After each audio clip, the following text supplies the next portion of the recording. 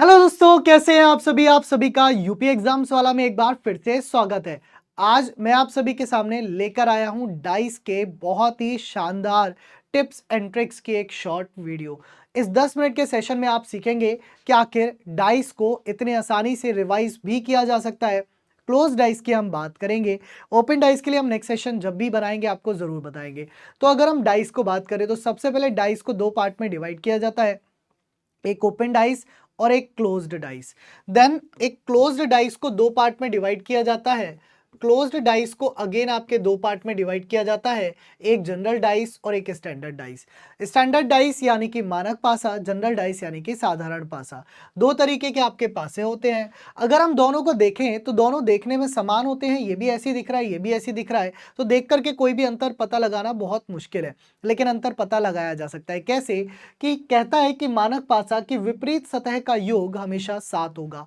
यानी कि मानक पासे में जितने भी आपके नंबर्स दिखाई देंगे उनके जो विपरीत सतह होगी उसका जो योग होगा वो कितना होगा, वो आपका 7 होगा। जैसे अगर आप बात करें एक के विपरीत, तो एक के विपरीत आपका 6 होना चाहिए। दो के विपरीत अगर आप बात करें तो 5 होना चाहिए, और तीन के विपरीत यदि आप बात करें तो 4 होना चाहिए, क्योंकि 1 + 6 आपका 7 होता है ना। 2 + 5 जो है वो भी आपका 7 होता है, और 3 + 4 जो है वो भी आपका 7 होता है। तो इस तरह से ये तीनों चीजें आपकी बनती हैं। तो विपरीत सतह का योग हमेशा 7 होता है, किस में? आपके मानक पासे में। अच्छा, इसकी क्या एक ही डायग्राम बन सकता है या और भी बन सकते हैं? तो और भी इसके डायग्राम आप बना सकते हैं। जैसे आप बना सकते हैं 3 5 6, या आप बना सकते हैं, एक 4 5, और अन्य डायग्राम भी इसके आप बना सकते हैं। लेकिन जब बात आती है जनरल डाइस यानी कि आपके साधारण पासे की, तो साधारण पासा कहता है भाई साहब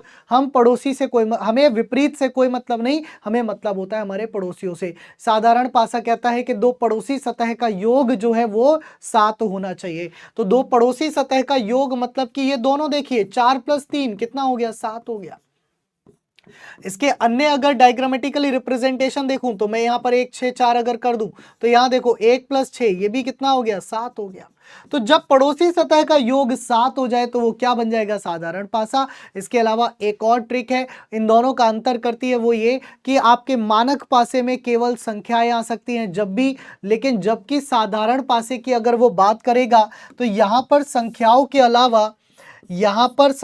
के अलावा, जो भी अक्षर हैं जैसे ए बी सी, या जो भी आपके क्या बोलते हैं $, हैश, इस तरह के जो भी लेटर्स हैं, जो भी सिंबल्स हैं, जो भी कलरफुल डाइस हैं, वो सभी किस में आ जाएंगे, तो वो सभी आपके साधारण पासे में आ जाएंगे। तो मानक पासा और साधारण पासे का आपको अंतर आई होप सो क्लियर हुआ होगा।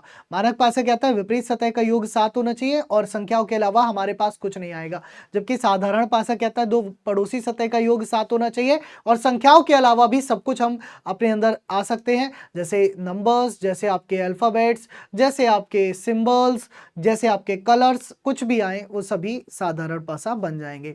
अब डाइस के जब क्वेश्चन आते हैं तो उसको सॉल्व करने के लिए हमारे पास टोटल 4 नियम होते हैं।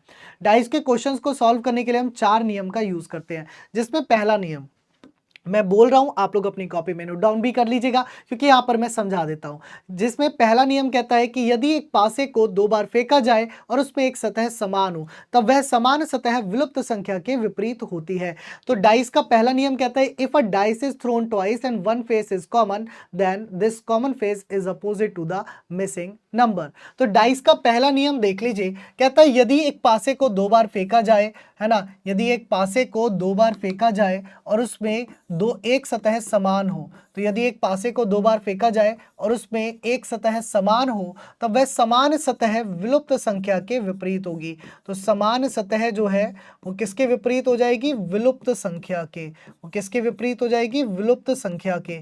अब देखिए समान सतह कितनी है, तो समान सतह आपकी 2 है, और यहाँ पर विलुप्त संख्या कितनी है, तो विलुप्त संख्या आपकी 5 है, क्योंकि 5 यहाँ दिखाई नहीं दे रहा 1 से लेकर के 6 के बीच में। तो ये क्या हो गई, 2 के विपरीत हो गया 5। ठीक है।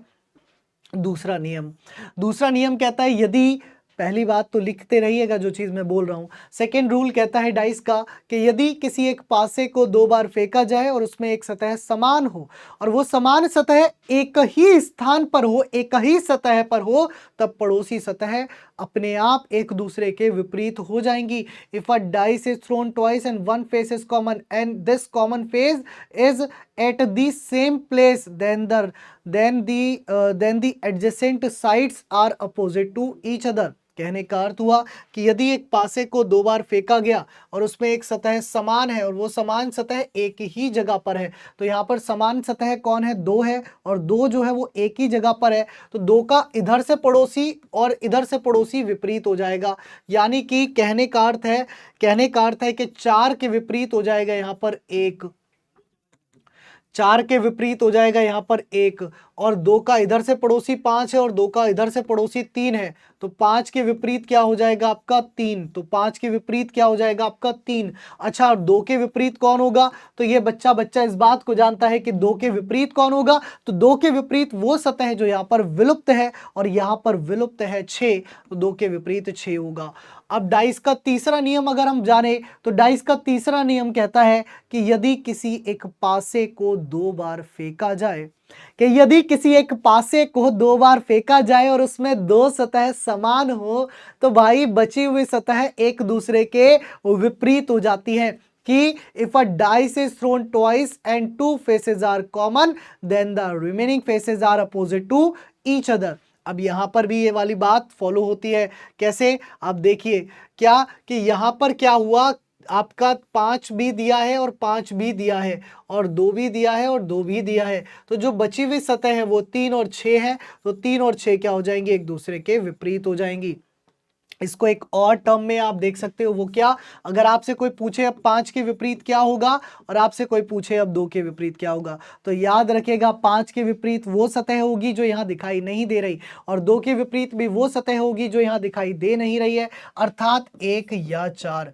तो 5 के विपरीत भी 1 या 4 में से कोई होगा, और 2 के विपरीत भी 1 या 4 में से कोई होगा।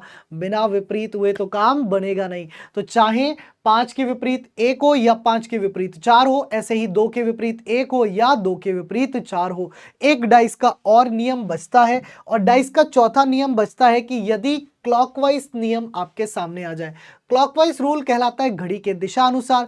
यह सबसे आसान और सबसे फायदेमंद नियम है, क्योंकि हर एक क्वेश्चन में यह नियम आपका वैलिड हो जाएगा। कैसे? यह क्वेश्चन भी यही कहता है कि यदि एक पासे को 2 बार फेंका जाए और उसमें एक सतह समान हो, तो समान सतह को पकड़ लीजिए। एक पासे को 2 बार फेंका गया और उसमें एक सतह समान है, तो ये पहला डाइस था और ये आपका मान लीजिए दूसरा डाइस था।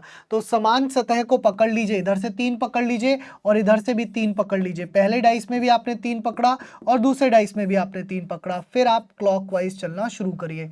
तो 3 से क्लॉकवाइज चले 4 पर, 4 से क्लॉकवाइज चले आप 2 पर, तो 3 से क्लॉकवाइज चले 4 पर और 4 से क्लॉकवाइज चले आप 2 पर। ऐसे ही 3 से क्लॉकवाइज चले आप 1 पर, और 1 से क्लॉकवाइज चले आप 6 पर, और 1 से क्लॉकवाइज चले आप 6 पर। तो यहाँ ध्यान से देखिए कि 4 जो है वो विपरीत हो जाएगा 1 के, 2 जो है वो विपरीत हो जाएगा 6 के। क्या हो जाएगा? 4 विपरीत हो जाएगा 1 के, 2 विपरीत हो जाएगा 6 के, और जो बचा 3 ये विपरीत हो जाएगा किसके? जो बचा 3 ये विपरीत हो जाएगा किसके? तो ये विपरीत हो जाएगा जो यहाँ पर विलुप्त है, और विलुप्त कौन है? 5। तो ये वाला जो नियम है डाइस का, ये सभी क्वेश्चंस में होता है वैलिड। तो उम्मीद है कि डाइस के चारों नियम आपको क्लियर हुए होंगे, डाइस को पहचानना आपको आ गया होगा। शॉर्ट में 10 मिनट में आपका पूरा रिवीजन हो गया होगा। ठीक है, तो अगर ये रिवीजन आपका अच्छे से हुआ है तो इस क्वेश्चन का आंसर आप होमवर्क में जरूर दीजिएगा कमेंट सेक्शन में, और इसी तरह बेहतरीन तैयारी के लिए मेरे साथ यानी कि रीजनिंग में पुलकित सर के साथ शाम 7 बजे यूपी एग्जाम्स वाला यूट्यूब चैनल पर जुड़े रहिए। तब तक के लिए जय हिंद, जय भारत।